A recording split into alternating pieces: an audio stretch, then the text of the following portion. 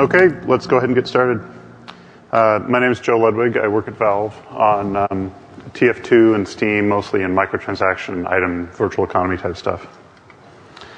The story of TF2's journey to free-to-play starts with the Orange Box in 2007. From what I understand, there were some other games in the Orange Box, but I'm not going to talk about those. I'm just here to talk about TF2. Let's start with what Team Fortress 2 is. It's a class-based, online-only, multiplayer competitive shooter where you take the role of one of these 9 classes and battle it out in various kinds of arenas, different kinds of game modes. Each of these classes offers a significantly different play style.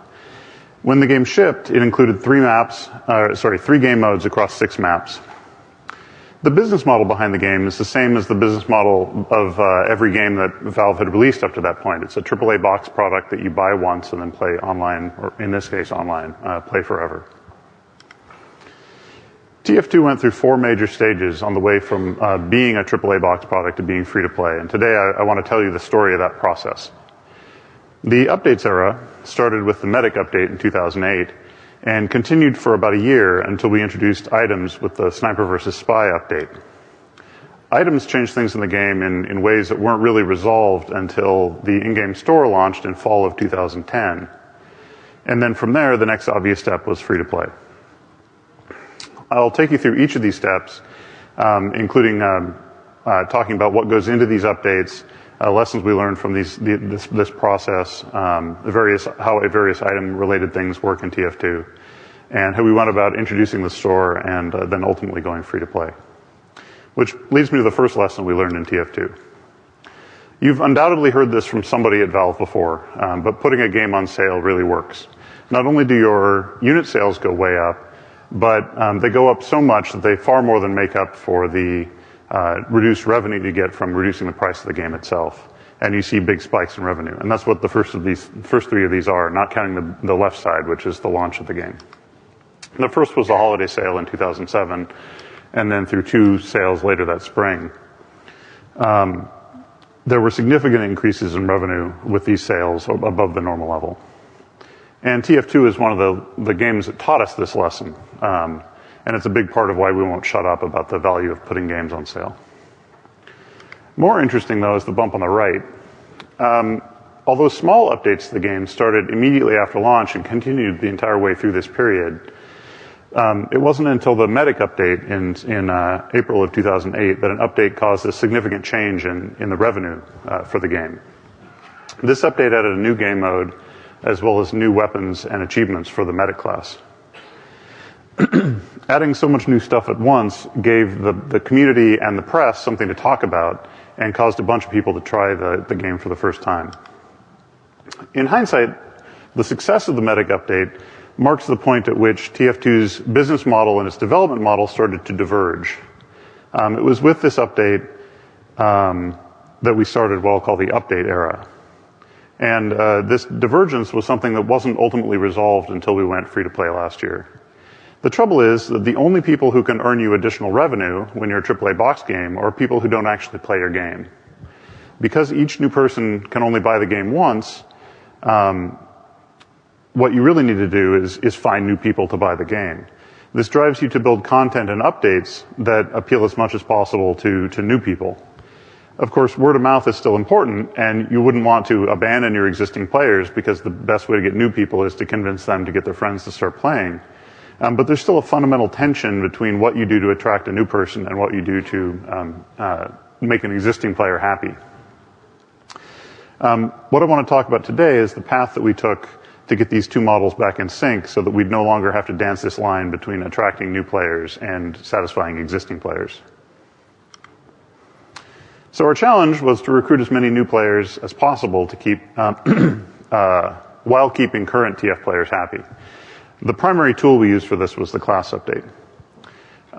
Starting with the Medic, we released an update that added new weapons and achievements for each class, as well as new maps and game modes for everybody else. Each update was accompanied by a series of rich brochure-like web pages that would introduce both the new and old players to the content in the update. And these were released once per day leading up to the final update page, which came out on the same day as the update itself. In this case, we see the first day and then the following 7 days of the sniper update.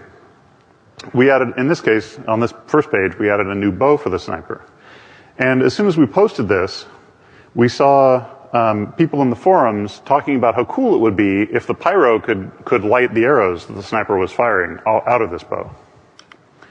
To be honest, this wasn't something that we'd even considered, but it wasn't all that difficult to implement. So by the time the update actually shipped, the pyro could light a friendly sniper's arrows on fire.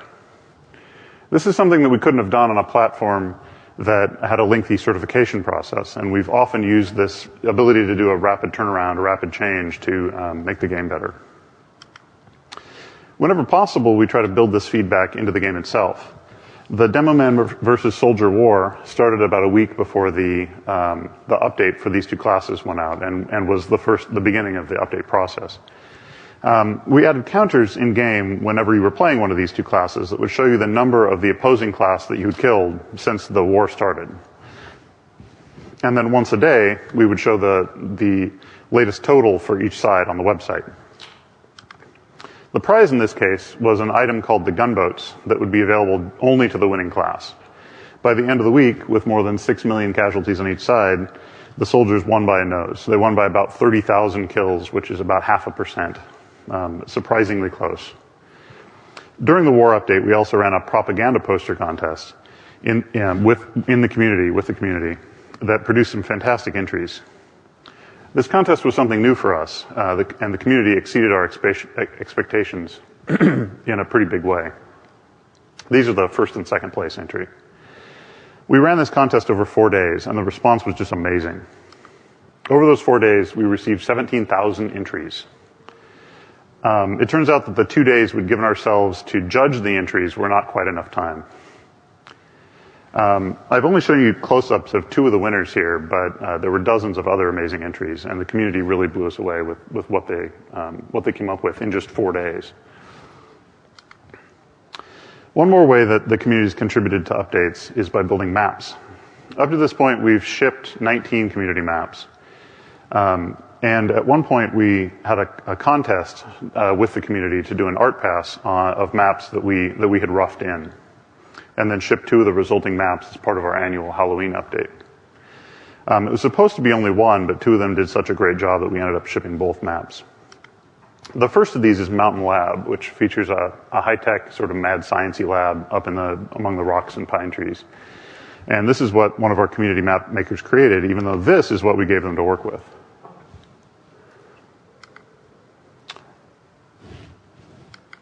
The second is the reason why we waited to ship the contest results until Halloween. Man Manor is a haunted house that started out at life as a gray box that looked like this.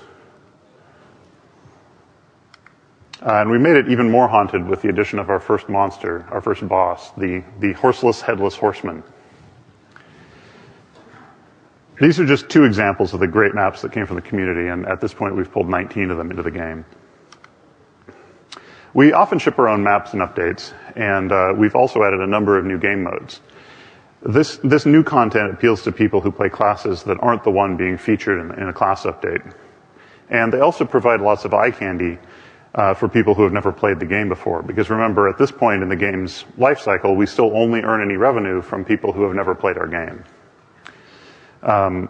In this case, the new Payload Race game mode is explained by way of a postcard that the sniper has written to his mother.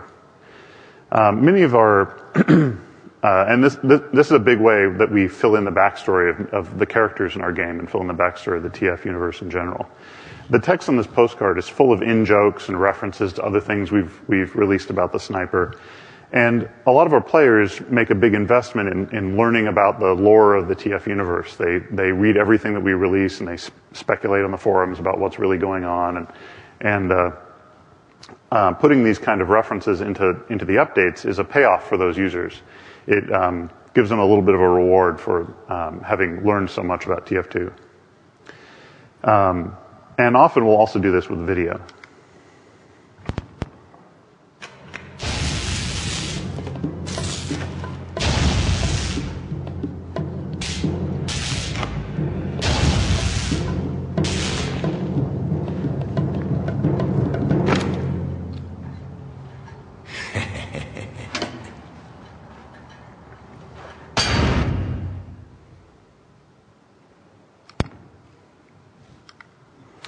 That teaser video came out with the 119th update, which came out about 2.5 months before the engineer update itself.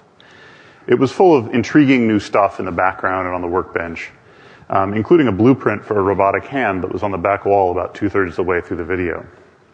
You might have missed it, but the TF community certainly didn't, and they went crazy imagining the possibilities of an engineer with a robot hand.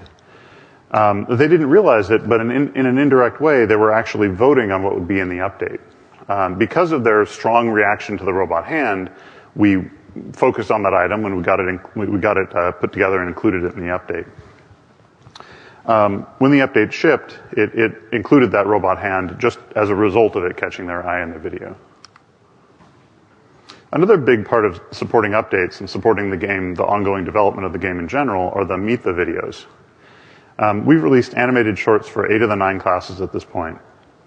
And every time we do, they generate lots of buzz, both in the community and outside of the community. The most recent one, Meet the Medic, has more than 10 million hits on YouTube. Each of these videos serves to flesh out the character in the video as well as the TF universe as a whole. You might hear people refer to this process as transmedia, which isn't really a term that we use, but it basically means engaging with your community in as many different ways as possible. In our case, we do this through the game itself, through online videos, through online comics, and through merchandise. Again, a big part of the drive behind the updates at this point was to attract new players. Because our business model required that we sell a copy of the game to a new player, these videos were built to be entertaining even to people who didn't play the game itself. As an example of one of our shorts, here's Meet the Sniper.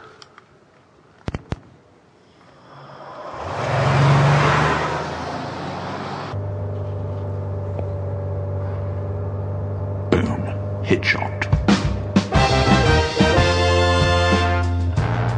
Sniping's a good job, mate. It's challenging work, out of doors. I guarantee you'll not go hungry, because at the end of the day, long as there's 2 people left on the planet, someone is going to want someone dead.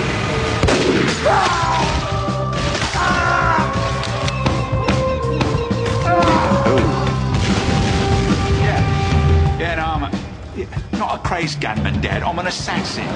Well, the difference being one has a job and the other's mental sickness. I'll be honest with you. My parents do not care for it. I think his mate saw me. Yes, he did.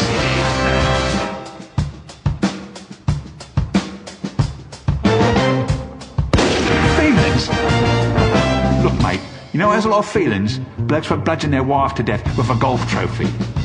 Professionals have standards. Be polite. Be efficient.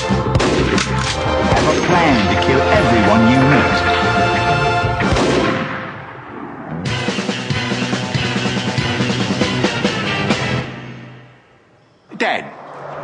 Dad, put mum on the phone.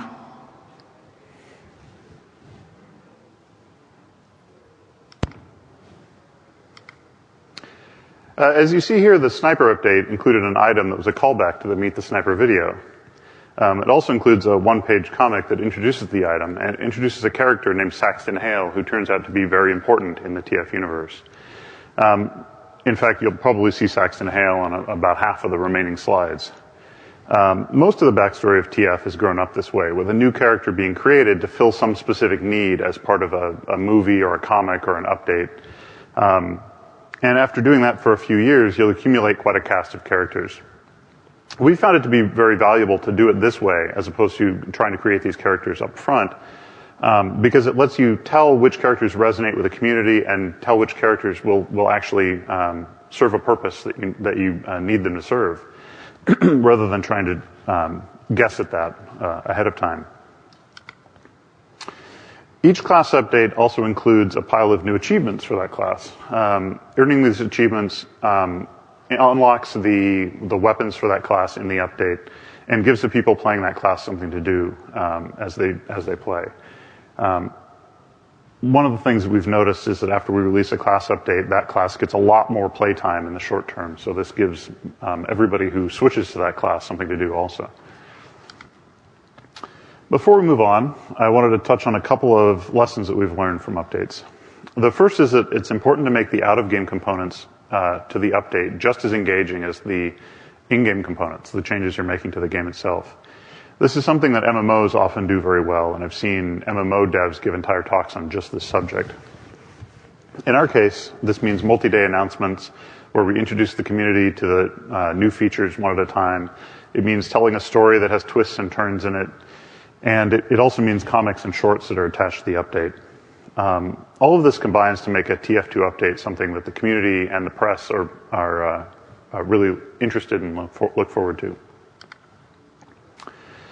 The Sniper versus Spy update marked the point where we took our first steps to addressing the disparity between our AAA box product business model and our development model of continuous updates. Of course, on the way to making it better, we had to make it worse. With hats! Somehow I managed to make it 16 minutes without even mentioning hats. I don't know how that happened. The Sniper vs. Spy update introduced 9 new hats, one for each class, as well as a time-based drop system that handed them out to users. Every so many minutes spent playing on a server, you would get a chance to get an item drop. Usually that item was one of the weapons, but every so often a hat would drop. This was also where we added the backpack, which allowed players to have more than one of one of the weapons. Prior to this, if you had an achievement, you had the weapon. If you didn't have an achievement, then you didn't have the weapon. Hats, as it turns out, are the key to building an in-game economy. The fact that it took 120 hours on average for a person to get a hat drop turned these items into rare status symbols. Everybody wanted a hat, and many people would go to great lengths to get one. This kind of desire for virtual objects that other people have is one engine that drives player interaction with our economy. We actually started introducing the desire for hats about a year and a half before we introduced the trading system that gave us a real economy. But they laid the groundwork by creating a lot of demand for these items. Hats, hats, hats. Along with the backpack system, we added in time drops. Every 25 minutes, assuming you were on a server with 24 or more players, it would roll the dice and see if you got an item drop. That's any item drop, not just hats, since we were also dropping weapons. Your chances were pretty good, and on average, the time between drops would be 1 hour and 40 minutes. That was how we actually figured out what the percentages would be. We knew how long we wanted people to wait between drops, how frequently we wanted them to drop, and how long we wanted the delay to be between hat drops. The problem came in the non-average case. Another way to express the same drop system is this.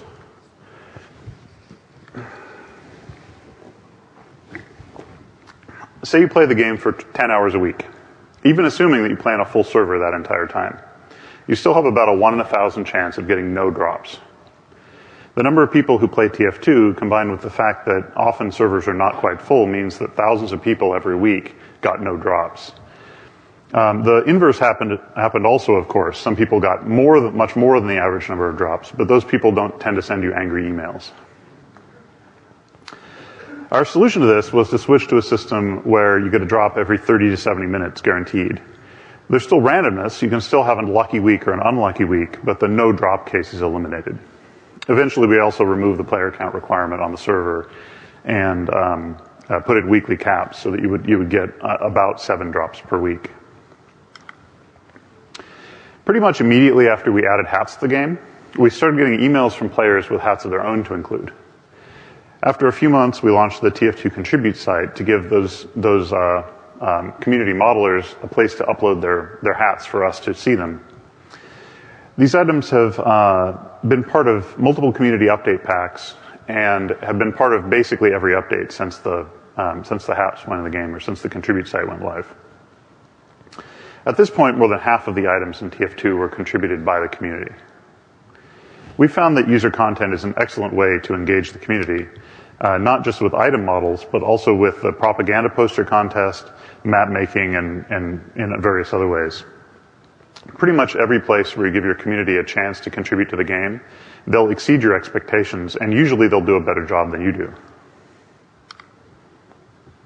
Last October, we turned off the old TF Contribute site and switched over to this new Steam Workshop for item contributions. The new site has several advantages over the old one, but the main one is that the items are visible not just to us, but to the entire community. This lets the community act as a filter on submissions and lets us focus just on the cream of the crop. Users can rate these items, they can comment on them, and can rally around the ones that they'd really like to see in the game. It also reduces the number of duplicates that we see for certain kinds of items. Sometimes for common item ideas, we would see multiple submissions that were basically the same. And that was because players couldn't see what other people had contributed. The only people that could see that were us and then the contributors themselves. So when we'd actually ship one of these items, we'd have, if there were 8 people who submitted one, we'd have 7 people who were confused about why we hadn't picked their item. Now with the workshop and all these items being public, they can see that the items are already there, so they may just choose to make something else instead. Or if we do get multiple submissions of basically the same item, then the community will select between them, and it will be very clear why we picked one over the other. The workshop is an example of a feature that started out as a TF thing, but evolved beyond TF2. After a while, it was obvious that the old TF2 contribute site was not really cutting it because it was lacking some of these features, and it had a bunch of other issues on the sort of administration side of it. So one of the TF2 devs decided to do something about it. He rolled his desk from the TF room into the office next door where some Steam guys were working on some other stuff, and started working on the replacement. The workshop is the result. And last month, Skyrim became the second game on Steam to use the workshop. Even more coming up in the near future. We're looking forward to seeing other games get the same sort of benefit from community contributions that we've had in TF2. At this point in TF2's life, we'd updated the game more than 100 times, including 9 huge class updates. We were dropping in-game items and taking contributions from the community for those items. So the next step was to add a store to the game to allow players to buy those items. Such a significant shift in business model wasn't something that we did lightly, but it was something we had to do if we wanted to get our business model and our development model back into unison, back into alignment.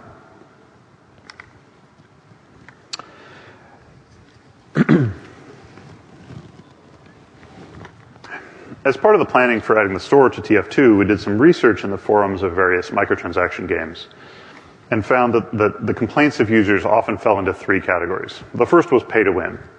TF2 is a competitive multiplayer game. And in other PvP games, people get upset if they have the perception that players are gaining a benefit in the game just by spending more money in the store. In some sense, it doesn't even matter whether the players are actually getting a benefit from buying things in the store.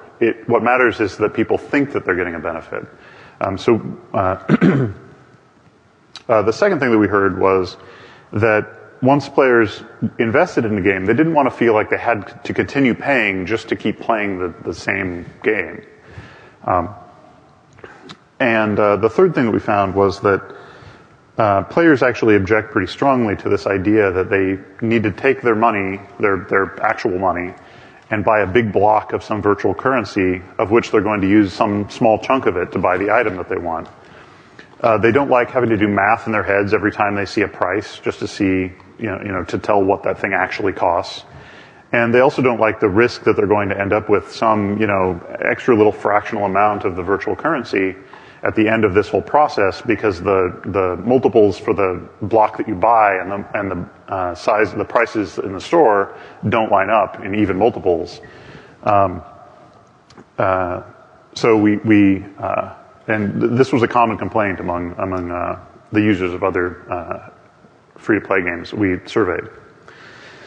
The last concern was one that we expected from our community, which is a backlash against the whole idea of paying for items. They'd never paid for an item in TF2 at any point in the past, and we weren't sure that they would be willing to pay for them now. And we weren't sure how they'd react to other people paying for them, even if they didn't. These were the 4 main things that we tried to address as we added the store and began to allow people to buy TF2 in-game items. We dealt with the pay-to-win concern in a couple of ways. The first is that we do our best to make the items, the gameplay affecting items, be side grades instead of upgrades. So we try to make them involve trade-offs, so there's not a clear winner between 2 items, but that the items are good for people of different play styles or good in different situations. But by far the biggest thing that we did to fight perceptions of pay to win is that all of the gameplay affecting items are free. You can get them either from achievements, you can get them from random drops in the item drop system, or you can get them from the crafting system. The weapons that you acquire in this way are exactly the same as the weapons that you acquire in the store. It might be a little easier, a little faster to go buy them in the store, but you can get them by just playing the game. This was also our biggest way of making sure that people didn't feel like they had to keep paying in order to keep having fun. We do sell weapons in the store, but the only items that are exclusive to the store are cosmetic items or items that are sort of optional to gameplay. When it launched, the update included a frequently asked questions page that we found to be incredibly valuable for letting players know what was actually changing in the update. Often when one player, who usually was kind of upset at the fact that there was a store in their game now, would ask a question about something to do with the store, another player would respond with the answer from our own FAQ. And as a result, we found that the FAQ ended up soothing a lot of ruffled feathers. Our solution to the third concern, the one that people had about virtual currencies, was to not use a virtual currency. TF2 uses the Steam wallet as its in-game payment mechanism. And the wallet supports every currency that Steam supports, which is USD, pounds, euro, and rubles. It also allows you to add exactly the amount that you're going to spend so that you don't have to buy an arbitrarily large block. You don't have to fill up your Steam wallet with $20 worth of money and then spend $2. When you see a price in the Manco store, it's also in a real-world currency, so you know what you're spending. You don't have to, multiply by 0.8 or whatever. And although TF2 was the first game to use the Steam wallet, it's now used by 22 games on Steam. We were also worried that the TF2 community would react negatively to just the idea of paying for items. Our approach to this was to make the change as palatable as possible by making this the biggest update that we'd ever shipped.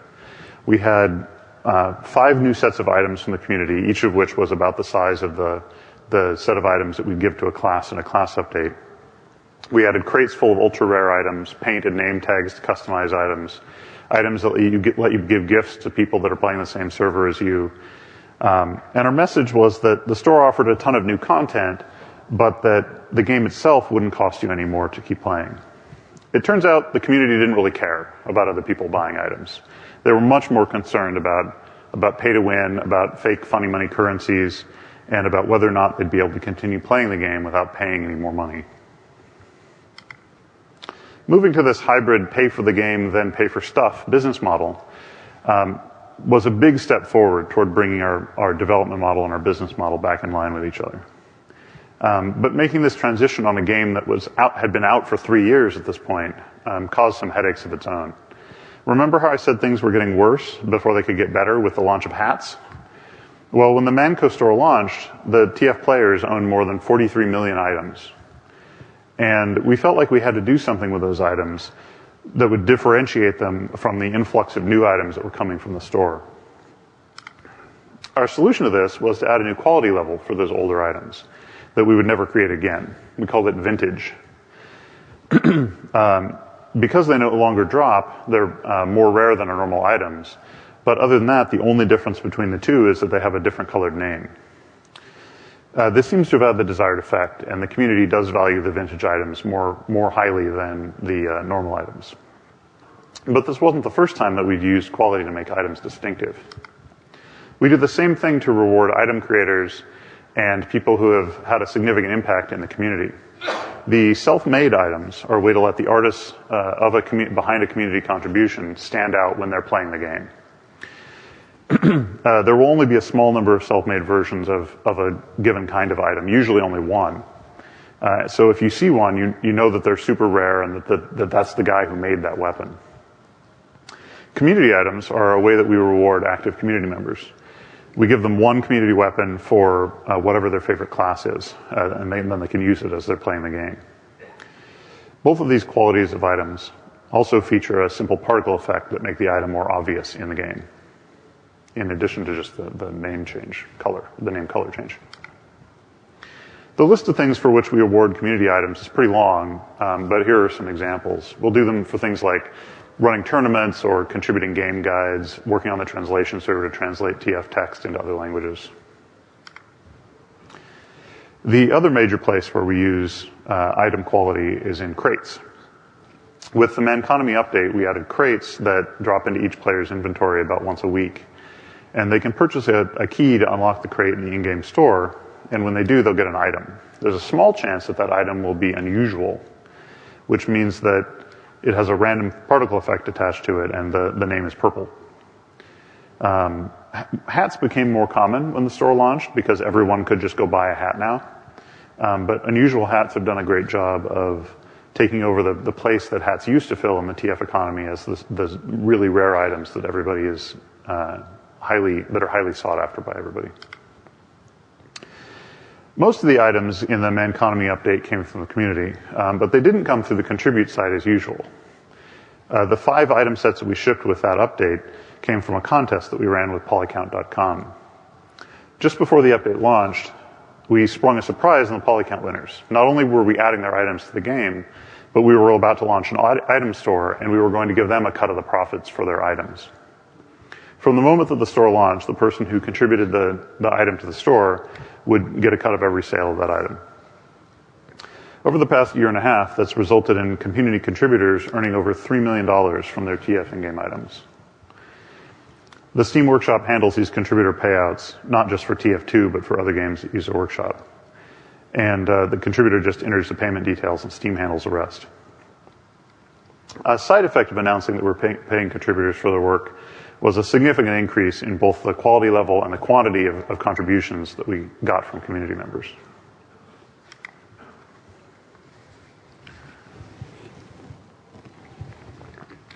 Addressing those 3 big concerns, no pay to win, no funny money, and no requirement to keep paying to keep having fun, worked for us. We were surprised to learn that people really didn't care about other people buying items. But adding the store gave an outlet to people who loved TF2 but hadn't found a hat yet. And it also gave people who big fans of TF2 invest more heavily in this game that they already loved. Vintage items caused all the existing items to increase in value at the same time that the supply of those items actually also increased. And unusual hats gave players a new level of rarity to strive for now that normal hats were more common. Giving community contributors a cut had positive side effects both on the community perception of the store, but also on the quality level of items flowing into the workshop, or the contribute side at that point, the workshop at this point. So how did it do revenue-wise? Pretty well. This is a graph showing all TF revenue from the start of September till the end of October 2010.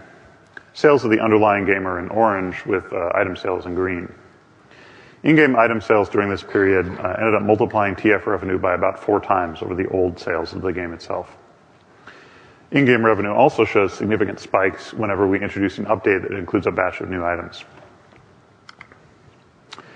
So to recap our story so far, between when TF2 launched in 2007 and the end of 2010, we'd added 71 new weapons, of which 30 came from the community. We'd had 118 new hats and other cosmetic items, of which 61 came from the community. We'd added 5 new game modes, including my personal favorite, anything with a cart. We added 43 new maps, 14 of which came from the community. The community was contributing items and maps that took the game in all sorts of interesting new directions. We'd switched to a hybrid business model that quadrupled our revenue for TF2, and the game was still going strong after 3 years. The only remaining step was to drop the upfront price that was required before you could play the game. And at that point, we would bring our development model and our business model fully in line. This was another shift in business model, and we wanted to be careful to cushion the shock to the community as we went through it. Our approach to the transition to free-to-play was about the same as our approach to other updates. The first thing we did was launch a week-long free weekend on the first day of the rollout. And we did this so that no one would buy the game the day before we announced it would be free-to-play. This prevented some anger after the fact. As for the update itself, it included a bunch of new items, it shipped with a new map, and it happened at the same time that the Meet the Medic video went out. Our big worry this time around was what existing players would think of the fact that the game that they'd paid for was now free. So that one thing we did to smooth that over was to give all existing players, everyone who had purchased the game, a hat called the Proof of Purchase. Players who, and then we also made a distinction between players who had paying accounts and players who had free accounts. And the two significant parts of that distinction were that free accounts have a much smaller backpack size, 50 slots instead of 300, and that free accounts don't get random hat drops. Anyone who makes any purchase of any size in the in-game store is automatically upgraded from a free account to a paying account. What we didn't include was any restriction on how you could play the game itself. All classes, all game modes, all maps were available to all players. And all weapons were available to all players, either as achievement rewards, random drops, or crafting results. We're pretty happy with the results. Going free to play quadrupled our active player count and more than tripled our revenue for the game. That's on top of the quadrupling that happened when we added the in-game store. It took us a while to get there, but it was definitely worth it. I've been talking a whole lot about revenue, but there's another metric that's just as important. This is the number of people playing TF2 at any given time over the first 4 years of its life. As you can see, the trend was upward even before free-to-play boosted it way up. And there are also big spikes corresponding with each update, with that big one that you're probably all wondering about in the middle being the Sniper vs. Spy update. That's a sure sign that the community is healthy and that they're happy playing the game. The process of moving TF2 free-to-play over the last few years has been a long process of changing our development model to match our business, change our business model to match our development model. Some people seem to think that free-to-play is a model they can switch to as a backup plan if some other business model isn't working out. But we don't really see it that way. From our point of view, free-to-play is something that a game with plenty of revenue and millions of happy customers would benefit from switching to. And so we see it as a first-class business model just like anything else. Once the game was switched over to free-to-play, we could focus on addressing a few other things. One was players scamming each other in trades. In September of last year, we launched Steam Trading. Steam Trading lets players trade items of any participating game for items of any other game in a single shared user interface. They can also trade gift copies of any game on Steam. Steam Trading has solved the problem of players scamming each other out of items by promising to hand over something that they can't drag into a trade window. Making it so that you can drag a gift copy of any game on Steam into a trade has taught people to just, or at least many people, to just ignore this sort of out-of-band trade. Why would you trade your valuable hat for a CD key that somebody promises to email you after the trade is done, or for $20 from some guy on eBay, when you can just get those people to go buy the game as a gift and trade you the game, since you were probably going to spend that money on a game anyway? The trading system looks just like you'd expect a trading system to look like inside of a game. It just selects, the only difference is it lets you select items from multiple games at the same time. Users are able to trade items in Team Fortress 2, Portal 2, and Spiral Knights, and both kinds of Spiral Knights currency are also tradable, as are gift copies of any game on Steam. So far in the, about 6 or 7 months since Steam Trading launched, we've had 1.7 million users make Steam trades, including 8 million trades that have involved over 30 million items. Steam Trading has turned out to be useful in other ways. Both Dota 2 and Super Monday Night Combat have used the system to hand out items that grant access to their beta tests. This causes the players of these games to talk about the game with their friends as they figure out who's going to get these extra invitations. And it causes a lot of buzz around the game as the community, just in general, settles out who's going to get the excess updates. This is especially valuable for games like these, where you really want groups of friends to be invited together. This allows the players themselves to figure out who their real friends are, rather than trying to guess it based on their social graph or whatever, and automatically invite their friends. We use the same mechanism more recently with beta access to the Steam mobile client. The Steam trading system also added inventory display to the Steam community. You can browse the inventory of any public profile, drag items into chat windows to send links to friends, and etc. Exposing the game's items in this way has proven to be a good way to promote a game and increase the visibility of that game on Steam. This is just the beginning of applying the lessons that we've learned from TF2 into Steam itself, and we're excited to see where we can take it. And that's all I have. I have plenty of time for questions.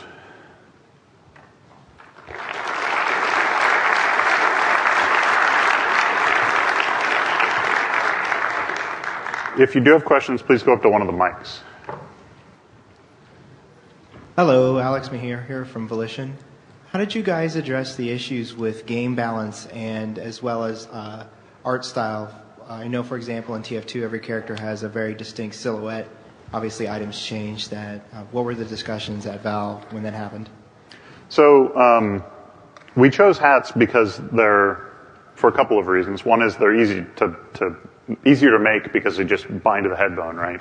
They're not skinned the same way that a lot of items would be. But they also restrict the area that would affect the silhouette. So that was a big part of the decision to restrict most of the cosmetic items to hats. The weapons, as it turns out, they're still the same general shape, and the shapes of the characters, like their height and what their build is like, those things don't change from any of these weapons. So the effect on the silhouettes has not actually been so significant.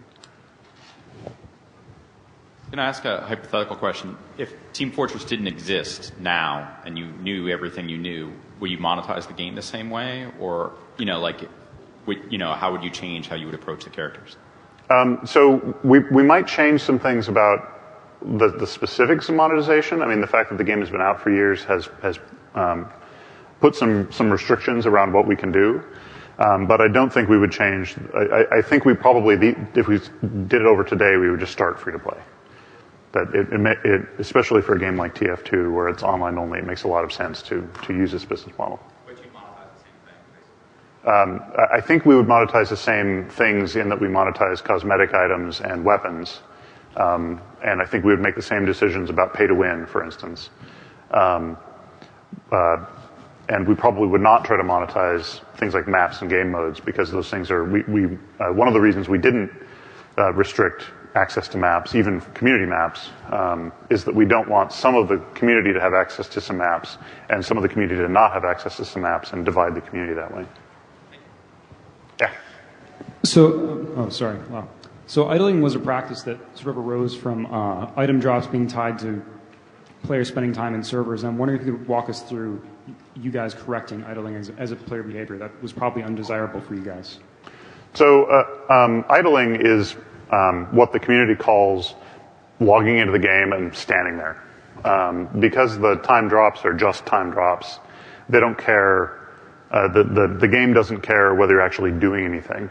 And one of the reasons for that is that, oddly enough, TF2 is a game that can't trust its game servers. We can actually trust the game client more than we can trust the game server, because the servers are run largely by community members.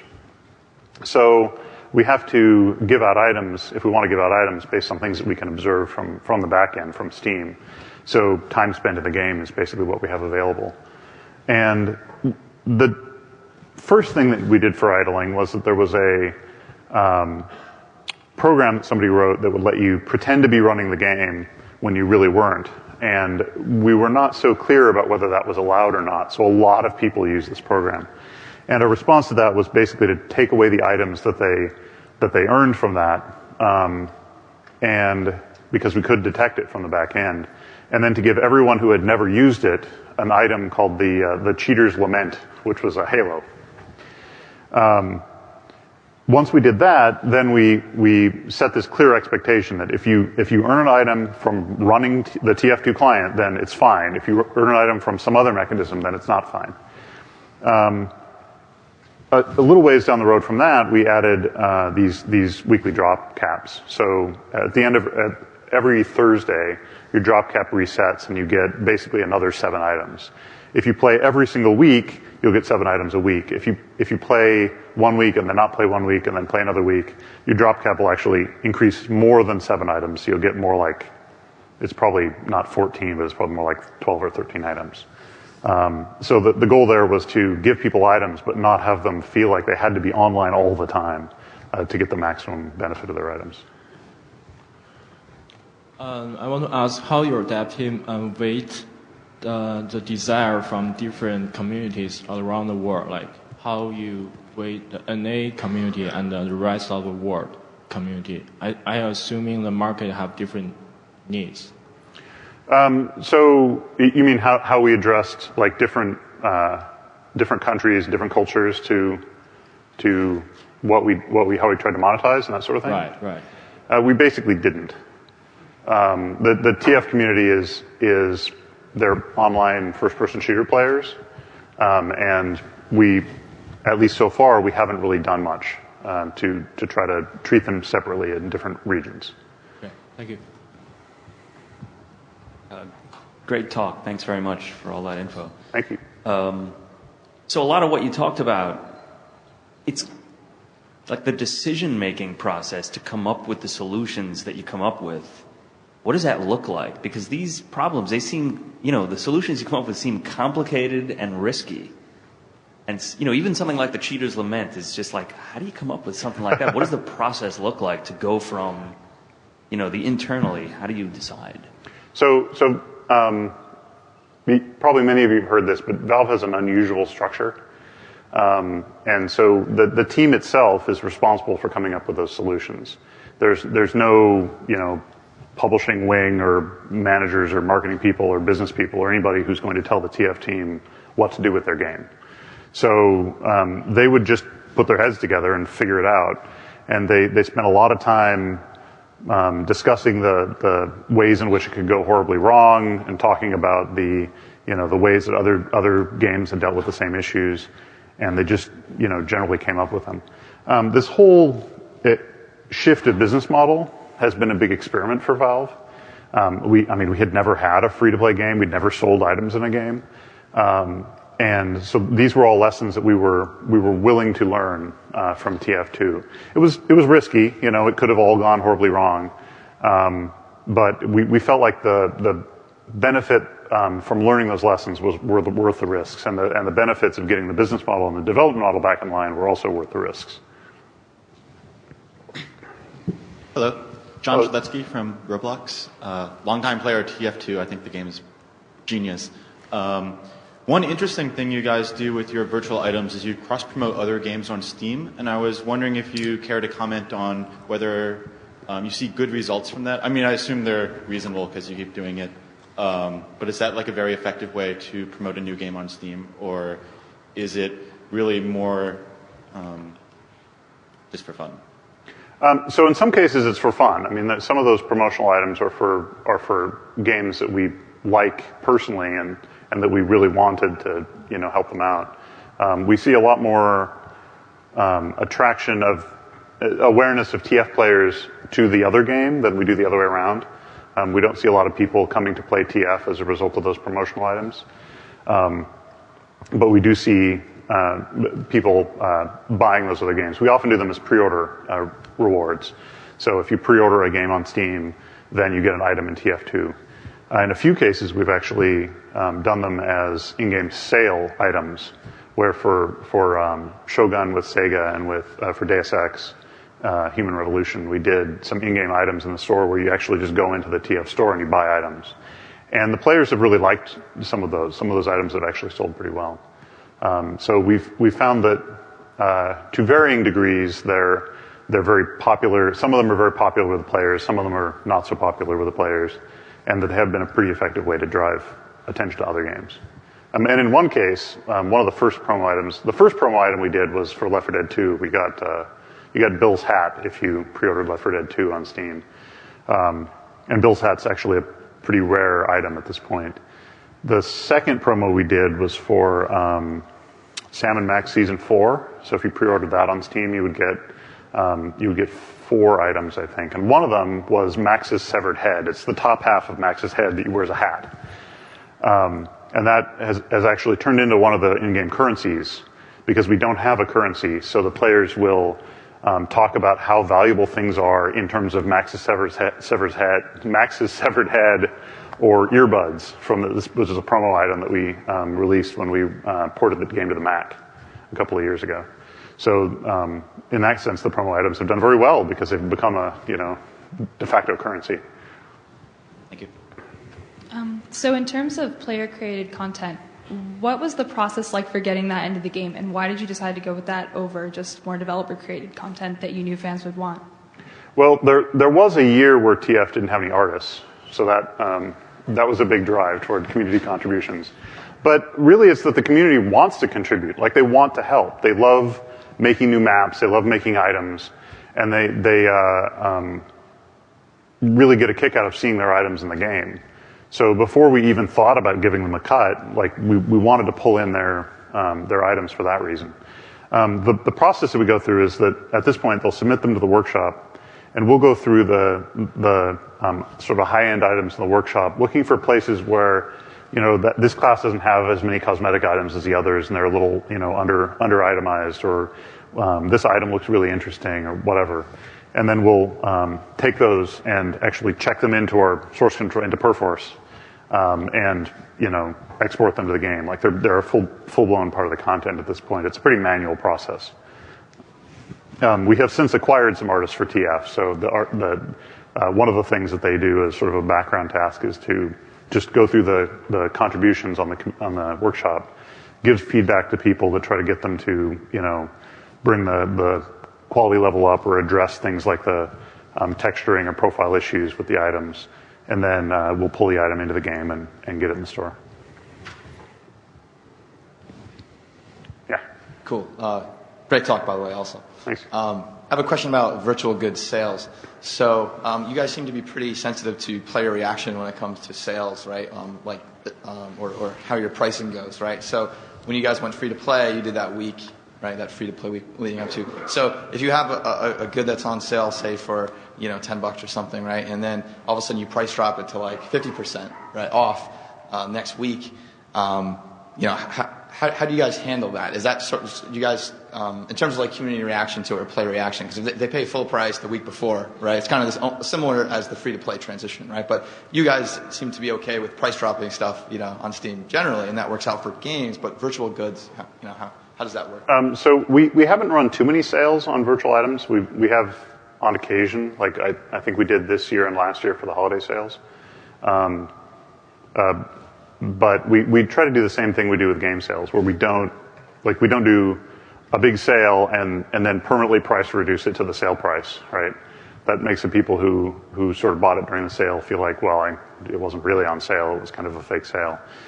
So we don't do that usually. We also don't, for games, we don't usually run sales in a certain period of time right after they first ship, for the same reason that we don't want people who bought the game because it's new and they're excited about it to feel like they're getting ripped off if they don't wait a week because it's going to be on sale the next week or something. So we just don't do that. Awesome. I saw that you guys had a relief effort for the Japan after the earthquake. Mm-hmm. And I was curious if that was just a spur-of-the-moment thing or if that's something you guys are looking into do more in the future or how that came about. So some people on the TF team felt like it would be good to donate some money to the earthquake relief effort in Japan. I think the total was $300,000. And we just put some items in the game that I think we modeled all of those, but I'm sure if we hadn't, we could have found community members who would happily contribute items. And we just gave all the proceeds to the relief effort. I think we probably will do those occasionally. It's probably not a once a year kind of thing for us. But it's kind of hard to say. I mean, it depends on what the TF2 team decides it wants to do. Thanks. So there's not really a strategy around it. Hopefully there won't be any devastating earthquakes that will hurt enough people that will feel the need to help them out, right? So how do you plan on applying the lessons learned from TF2 going free to play to something like Dota 2, which has been around for a long time and has an established gameplay and all that stuff. And if there's anything you can share on that. I don't think we've said anything publicly about the business model for Dota 2, and I'm not actually on the Dota team, so I don't really know much about what they're talking about. So I think probably I'll just not answer that question. Thanks anyway. Hi, thanks for the talk. I was just wondering about the balance in revenue between purely aesthetic items and gameplay affecting ones. Do you think a game like this could monetize successfully with just aesthetic items? I think that's definitely true. I don't actually know what the breakdown is between those two. Like I saw the Realm of the Mad God talk yesterday, the day before, where in their case it was 70% gameplay affecting items. In our case, I suspect the split would probably be the other way, just because it's a PvP game, so perceptions of pay to win and perceptions of advantage are very important to the community. But I don't actually know what our number is. Okay, thanks. Yeah.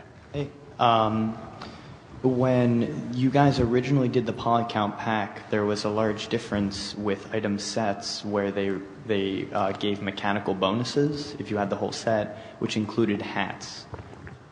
Did you notice a lot of a backlash from that, or? Well, you'll notice we didn't do that again.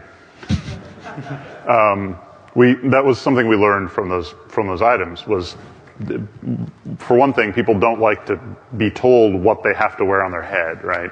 If they have several hats in their inventory, then they want to pick the one that they want to wear, not the one that fits the rest of the items in the set, so that they can get a 1% bonus or whatever. The actual bonus is fairly trivial; it doesn't really affect gameplay.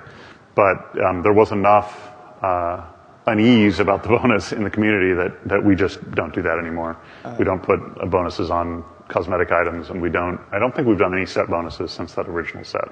Have you guys removed the item set bonuses, or are those still around? The original ones? I don't know. I think they're still there, but I'm not sure. That gets kind of tricky because people actually bought those sets, so changing them in that way is kind of a gray area. We would be trading off making people who bought them unhappy versus making people who didn't buy them happy. So, thank you. Hi.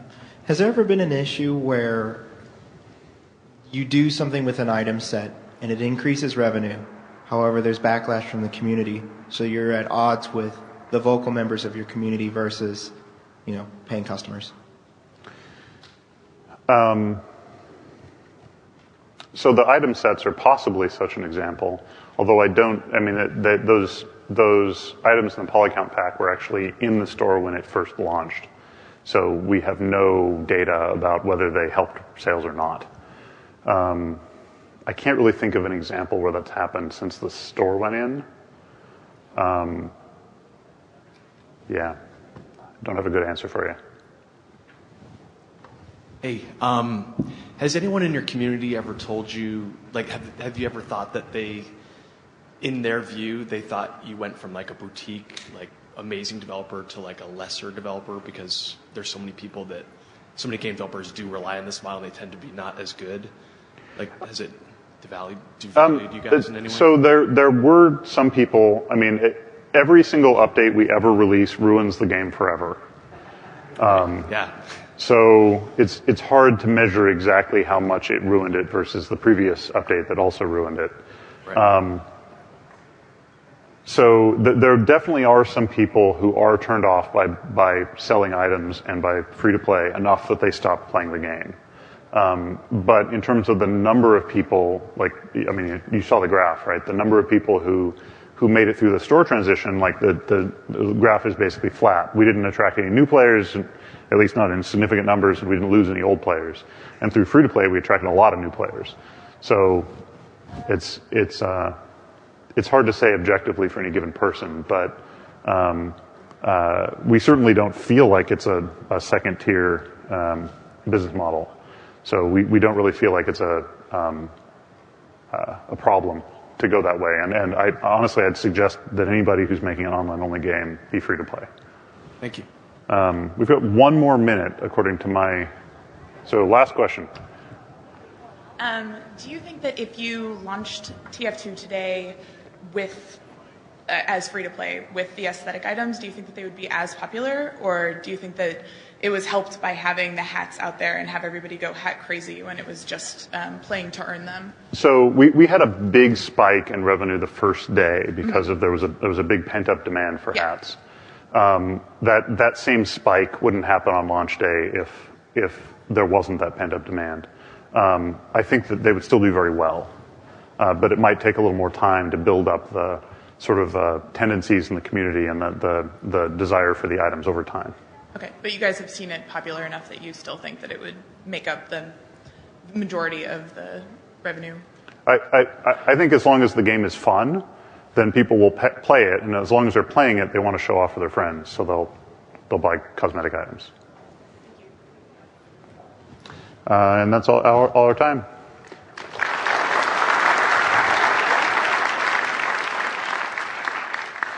Don't forget to fill out your evaluation forms. Just put 5 on everything.